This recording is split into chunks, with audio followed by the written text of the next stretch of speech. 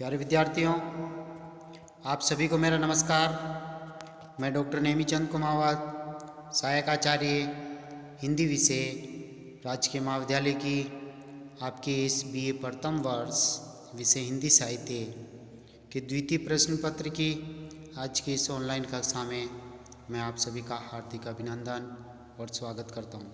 प्यारे विद्यार्थियों, आपका जो ये पाठ्यक्रम है द्वितीय प्रश्न पत्र का, जिसे हमने इन ऑनलाइन कक्षाओं में काफ़ी कुछ कवर कर लिया है।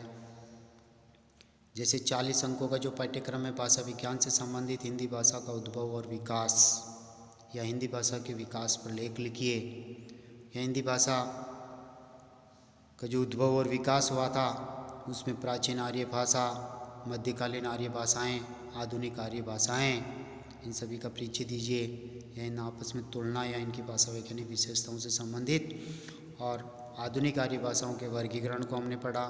हिंदी के 18 उपबोलियों को पढ़ा। पश्चिमी हिंदी, पूर्वी हिंदी की में अंतर पे विशेष चर्चा की थी, और हिंदी की जो 5 उपभाषाएँ विभाषाएँ हैं उन पर अपने चर्चा की थी। साथ ही राजस्थानी भाषा का उद्भव विकास, उनकी प्रमुख बोलियाँ, भाषा वैज्ञानिक विशेषताएँ, ब्रज भाषा का उद्भव विकास, उसकी प्रमुख बोलियाँ और भाषा वैज्ञानिक विशेषताएँ, अवधी भाषा का उद्भव और विकास, उसकी प्रमुख बोलियाँ और उसका भाषा वैज्ञानिक परिचय। यानी कहने का तात्पर्य, हिंदी की जो 3 बोलियाँ हैं, राजस्थानी, ब्रजभाषा और अवधी भाषा, इन तीनों को मिलाकर के 2 प्रश्न आपके आएंगे, यानी अथवा में रहेगा, और 1 प्रश्न आपको करना है। और हिंदी भाषा के उद्भव और विकास से संबंधित 2 प्रश्न आपके आने अथवा में आएंगे, इनमें से 1 करना है। यानी भाषा विज्ञान पर केवल 20-20 अंकों के 2 प्रश्नों को आपको हल करना है। फिर बचा शेष 60 अंकों का पाठ्यक्रम, जिसमें भी मैं बार बार चर्चा करते आ रहा हूँ कि हिंदी साहित्य का संक्षिप्त इतिहास आपके पाठ्यक्रम में लागू किया हुआ है। जैसे हमने आदिकाल की जो पाठ्य सामग्री पढ़ी थी, हिंदी साहित्य के इतिहास का प्रथम कालखंड आदिकाल, जिसमें हमने काल विभाजन पर विस्तार से एक मॉडल आंसर के रूप में चर्चा की है। साथ ही आदिकाल की विविध परिस्थितियाँ, वो भी मॉडल आंसर के रूप में पढ़ा है। और आदिकाल के नामकरण पर हमने विशेष समीक्षा करते हुए आपको पढ़ाया, वो भी एक मॉडल आंसर के रूप में था। और आदिकाल की विविध काव्यगत प्रवृत्तियाँ, वो भी एक मॉडल आंसर के रूप में। यानी आपके इस प्रश्न पत्र में 20-20 अंकों के 5 प्रश्न होंगे। और मैंने जो अभी तक जो पढ़ाया वो सभी एक PDF नोट्स बना करके आपके व्हाट्सएप ग्रुप पे शेयर करते हुए ऑनलाइन कक्षाओं में पढ़ाया, और सभी जिन जिन विषयों पर हमने चर्चा की वो सभी एक मॉडल आंसर है, और आपकी इस शब्द सीमा में आता है कि किस तरह से आपको मुख्य परीक्षा में इन प्रश्नों के उत्तर देना है। फिर अभी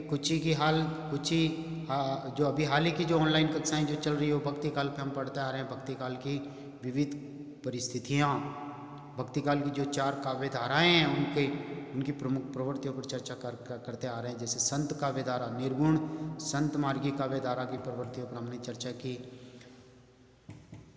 निर्गुण प्रेमाश्री सूफी काव्यधारा की प्रवृत्तियों पर हमने चर्चा की, बात की, और इन सभी मॉडल आंसरों के रूप में हमने पढ़ा। और कृष्ण भक्ति काव्यधारा, अष्टचाप के कवि और कृष्ण भक्ति काव्यधारा की प्रमुख प्रवृत्तियों को हमने साधारण तर्क पुष्ट शैली में अभी पिछली हाल ही ऑनलाइन कक्षा में पढ़ा है। और अभी पिछली 2-3 ऑनलाइन कक्षाओं से हम पढ़ते आ रहे हैं हिंदी साहित्य के इस द्वितीय कालखंड को, भक्ति काल को हिंदी का स्वर्ण युग क्यों कहा जाता है, इसे तर्क पुष्ट शैली में इसकी समीक्षा करते हुए हम पढ़ते आ रहे हैं। हमने अभी 11वें बिंदुओं तक समीक्षा कर ली थी पिछली हाल ही की ऑनलाइन कक्षा में, और उसी क्रम को जारी रखते हुए आज हम 12वें बिंदु से हम आरंभ करने जा रहे हैं। प्रकृति चित्रण की रम्यता। भक्ति काल में जो प्रकृति चित्रण हुआ वो अत्यंत सुंदर हुआ है, चाहे वो जनक वाटिका प्रसंग हो, चाहे सूरदास जी ने ब्रज प्रदेश का वर्णन किया हो, चाहे अन्य कवियों ने। तो देखिए हम आरंभ करते हैं। प्राय सभी भक्त कवियों ने प्रकृति रूपी नायिका के सौंदर्य रस का पान किया है। जायसी ने पद्मावत में लोक कथा के अनुरूप 12 मासा प्रकृति चित्रण का सुंदर रूप प्रस्तुत किया है। कृष्ण भक्तों ने प्रकृति को उद्दीपनकारी रूप में दर्शाया है। वियोग के चित्रण में सूरदास जी, मीराबाई, रसखान आदि के पदों में प्रकृति सुषमा के अनेक मनोहारी दृश्य हमें देखने को मिलते हैं। जैसे वियोग वर्णन का एक चित्र देखिए। बिनु गोपाल बेरिन भई कुंजे, तब ये लता लगती अति शीतल, अब भई विषम ज्वाल की पूंजें। यानी जब कृष्ण भगवान यहाँ थे गोकुल प्रदेश में, तब ये जो लताएं, बेले, पुष्प जो खिलते थे सैयों के श्रृंगार के समय अत्यंत सुखद और मनोहारी थे। लेकिन अब ये लताएं एक तरह से बिनु गोपाल बेरिनी भई कुंजे, बेरिनी यानी दुश्मन हो गई हमारी। तब ये लता लगती थी अति शीतल, अब भई विषम ज्वाल की पुंजे, अब एक तरह से विषम ज्वाला में हमें ये लताएं, बेलें अग्नि में हमें जला रही है, क्योंकि वियोग के क्षणों में ये संयोग की सारी चीज़ें एक तरह से विपरीत हो जाती है। राम भक्तों ने राम कथा के अनुसार प्रकृति के सुंदर दृश्यों का चित्रण किया है तथा प्रकृति को सुंदर उपदेश देने वाली भी बताया है। तो ये थी 12वीं विशेषता जिस पर हमने चर्चा की थी, भक्ति काल को स्वर्ण युग कहने की चर्चा। अब हम 13वें बिंदु की ओर आते हैं। रसों की दृष्टि से भक्ति काल का काव्य अत्यंत श्रेष्ठतम है। भक्ति काल में सभी रसों और भावों का समावेश हुआ है।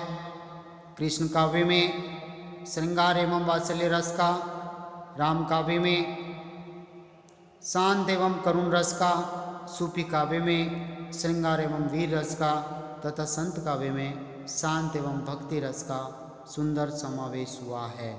साथ ही अनेक प्रसंगों में हास्य, रौद्र, भयानक, अद्भुत आदि रसों का सुंदर उदाहरण भी हमें मिल जाते हैं। अतः रसों की दृष्टि से समस्त भक्तिकालीन काव्य अत्यंत उत्कृष्ट कोटि का है। अब हम अगली विशेषता की ओर बढ़ते हैं। हिंदी साहित्य के इस भक्ति काल को स्वर्ण युग कहने का अगला जो कारण है वह है काव्य रूपों की विविधता। प्राय सभी काव्य रूप अपनाए गए हैं। तो देखिए, काव्य रूपों की दृष्टि से भी भक्ति काल स्वर्ण युग हैं। इसमें प्रबंध काव्य भी लिखे गए हैं, जैसे सूफी कवियों के द्वारा पद्मावत वगैरह, जिस तरह से मधुमालती, ये जितने भी लिखे हुए हैं सब प्रबंध काव्य हैं। तुलसीदास जी ने भी प्रबंध काव्य लिखा है, रामचरितमानस के रूप में वो एक प्रबंध काव्य हैं। और इसी तरह से मुक्तक काव्य शैली भी अपनाई गई हैं। सूरदास जी के प्रत्येक पद मुक्तक हैं, अपने आप में स्वतंत्र हैं, कथा का तारतम्य आपस में एक दूसरे के साथ नहीं है। सूक्ति काव्य, संगीत काव्य, गीत काव्य, नाटक, कथा काव्य, जीवन चरित्र और गद्य काव्य और उपदेश काव्य आदि सभी रूप हमें इस भक्ति काल के काव्य रूपों में उपलब्ध हो जाते हैं। काव्य रूपों की विविधता की दृष्टि से आधुनिक काल निसंदेह भक्ति काल से उत्कृष्ट कोटि का है, परंतु जहाँ तक आदिकाल और रीतिकाल का प्रश्न है वह भक्ति काल के सम्मुख इस दिशा में बिल्कुल नगण्य है। 15वीं काव्यगत प्रवृत्ति की ओर हम आगे बढ़ते हैं और 15वीं काव्य विशेषता है भक्ति काल को स्वर्ण युग कहने की, वो है चरित्रों के उत्कर्ष की प्रेरणा। राम काव्य में श्री राम आदि पात्रों का चरित्र महान एवं अनुकरणीय है। राम कथा में रजोगुणी, तमोगुणी और सत्वगुण वाले पात्रों का परिष्कार कर असत्य पर सत्य की, पाप पर धर्म की विजय बताई गई है। असत्य पर सत्य की, पाप पर धर्म की विजय बताई गई हैं। कृष्ण काव्य में भी भगवान अपने भक्तों के पापों को मिटाकर उन्हें पुण्यशाली बनाते हैं। ईश्वरी कृपा से चरित्र का उत्कर्ष होता है और मानव का यह लोक सफल हो जाता है। इस तरह का चरित्र चित्रण प्राय सभी भक्त कवियों ने किया है। 16वीं काव्य विशेषता, अंतिम काव्य विशेषता की ओर हम आगे बढ़ रहे हैं। भाषागत सौंदर्य, यानी हिंदी साहित्य का ये दूसरा कालखंड भक्ति काल भाषाओं की दृष्टि से भी उत्तम कोटि का है। यानी सदुकड़ी भाषा जो संत कवियों ने उपयोग में ली थी, पंचमेल खिचड़ी जिसे कहा जाता है। तुलसीदास जी ने अवधी और ब्रज भाषा पर समान एकाधिकार रखते हुए अपनी 12 प्रामाणिक कृतियाँ लिखी और कृष्ण भक्ति जो काव्य लिखा गया वो समग्र काव्य ब्रज भाषा में लिखा गया था। केवल मीराबाई जी ने राजस्थानी भाषा का उपयोग किया है। साथ ही जो सूफी काव्य लिखा गया है मलिक मोहम्मद जायसी और अन्य सूफी कवियों के द्वारा, उसमें लौकिक अवधी भाषा का उपयोग किया गया है। यानी कहने का तात्पर्य भाषागत श्रेष्ठता और उत्कृष्टता की दृष्टि से भी भक्ति काल को स्वर्ण युग कहा जा सकता है। अवधी और ब्रजभाषा दोनों ही भक्ति काव्य में अपने चरमोत्कर्ष पर पहुंची हुई थी। एक और तुलसी जी ने अवधी का खूब परिमार्जन किया और परिष्कार किया, तो दूसरी ओर सूरदास जी नंददास जी से ब्रजभाषा सूरदास जी नंददास जी से ब्रजभाषा सुव्यवस्थित और सुसंस्कृत हुई। कबीर ने पंचमेल खिचड़ी और सदुकड़ी भाषा को अपनाया।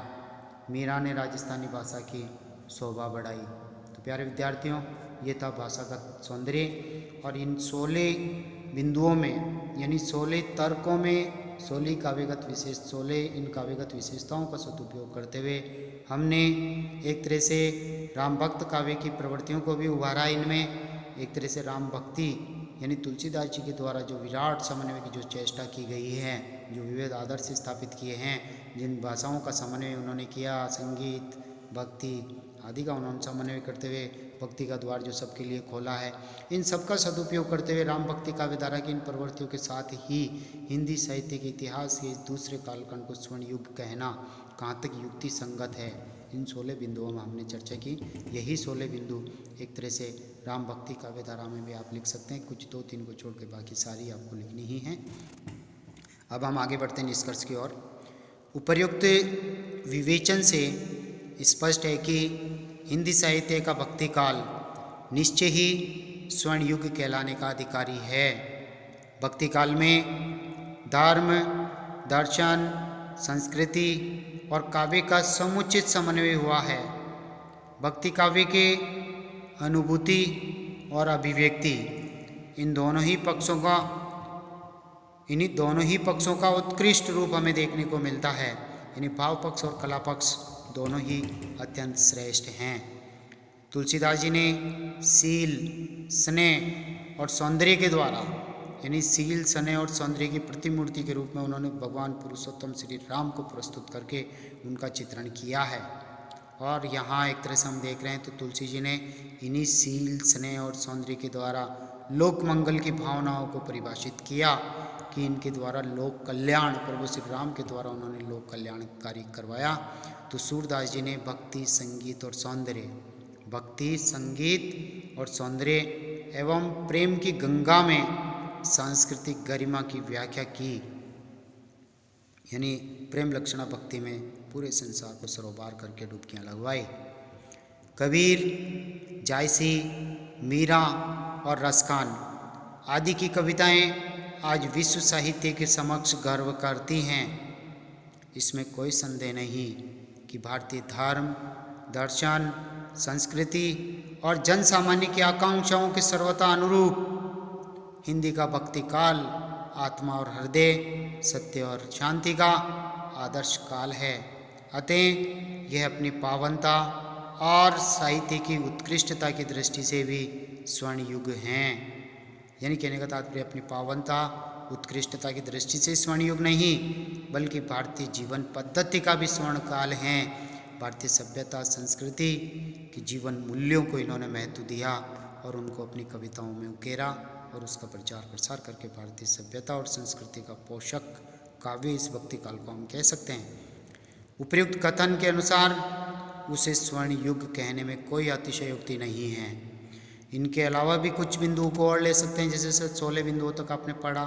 मर्यादा की स्थापना, यानी मर्यादा का तात्पर्य कई तरह के आदर्शों की स्थापना, मान सम्मान, सामाजिक मर्यादाओं को और आदर्शों की स्थापना इन्होंने रामचरितमानस के माध्यम से इन्होंने तुलसीदास जी ने समाज में कई आदर्श स्थापित किए। इसी तरह से दास्य भक्ति भावना, भक्ति के प्राय सभी रूप हमें मिल जाते हैं, नवदा भक्ति तक के रूप, लेकिन तुलसीदास जी की जो भक्ति रही है वो दास्य भक्ति भावना रही है। उन्होंने इस भक्ति भावना के माध्यम से प्रभु श्री राम को अपना स्वामी और स्वयं को एक सेवक के रूप में प्रस्तुत किया है। इसी तरह से एक और विशेषता ले सकते हैं, काव्य रूप, भाषा, छंद, रस की विविधताएं। काव्य रूप जैसे भी आए, मुक्त काव्य, प्रबंध काव्य, खंड काव्य, मुक्तक काव्य आदि इस रूप में आए हैं। तो ये काव्य भाषा रूप हो गया। भाषा तो अवधी और ब्रज भाषा हो गई। छंद भी विविध हो गए, रसों का प्रयोग भी खूब सारे हो गए। तो कहने का तात्पर्य सभी विशेषताएं मिलजुल करके एक तरह से हिंदी साहित्य की इस भक्ति काल को एक स्वर्ण युग की संज्ञा से अभिनिहित करवाती हैं, संज्ञा दिलवाती हैं। प्यारे विद्यार्थियों, मैंने हर ऑनलाइन कक्षा में आग्रह किया है कि जो विद्यार्थी अभी तक व्हाट्सएप ग्रुप से नहीं जुड़े हैं वो अपने एंड्रॉयड फ़ोन के नंबर हमें सेंड करें, ताकि हम उन्हें व्हाट्सएप ग्रुप से जोड़ सकें और महाविद्यालय की महत्वपूर्ण सूचनाओं के साथ ही ये PDF नोट्स, असाइनमेंट और इन वीडियोज के लिंक आपको इन व्हाट्सएप ग्रुप में हम सेंड कर सकें। जैसे आनंदम से जुड़ी हुई या कॉलेज से हर कोई स्कॉलरशिप या अन्य कोई सूचनाएं जो है इन व्हाट्सएप ग्रुप में आपके पास हम सेंड कर सकें, तो हर सूचना आप तक समय पर पहुंच सकें, इसलिए आप व्हाट्सएप ग्रुप से जुड़ें। साथ ही आप कॉलेज के इस यूट्यूब चैनल को आप पहली बार ओपन करके अपनी ऑनलाइन पढ़ाई कर रहे हैं, तो आपसे आग्रह है कि इन वीडियोज़ का आप लाइक ज़रूर करें और कॉलेज के इस यूट्यूब चैनल को आप सब्सक्राइब करें, क्योंकि जब तक आप सब्सक्राइब नहीं करेंगे तब तक महाविद्यालय में आपकी ऑनलाइन उपस्थिति सुनिश्चित नहीं हो सकेगी। अतः प्रिय विद्यार्थियों, आप इन वीडियोज़ को लाइक ज़रूर करें और कॉलेज के इस यूट्यूब चैनल को आप सब्सक्राइब ज़रूर करें। आप सभी को बहुत बहुत धन्यवाद। जय हिंद, जय भारत। अगली जो ऑनलाइन कक्षा होगी उस ऑनलाइन कक्षा से हम आपके हिंदी साहित्य के इतिहास का जो तीसरा कालखंड है, रीति काल, पर हम अध्ययन करेंगे। अब 2 कालखंड आपके शेष बचे हुए हैं, यानी लगभग आपके 80% कोर्स इस द्वितीय प्रश्न पत्र का हो गया है। आप सभी को बहुत बहुत धन्यवाद।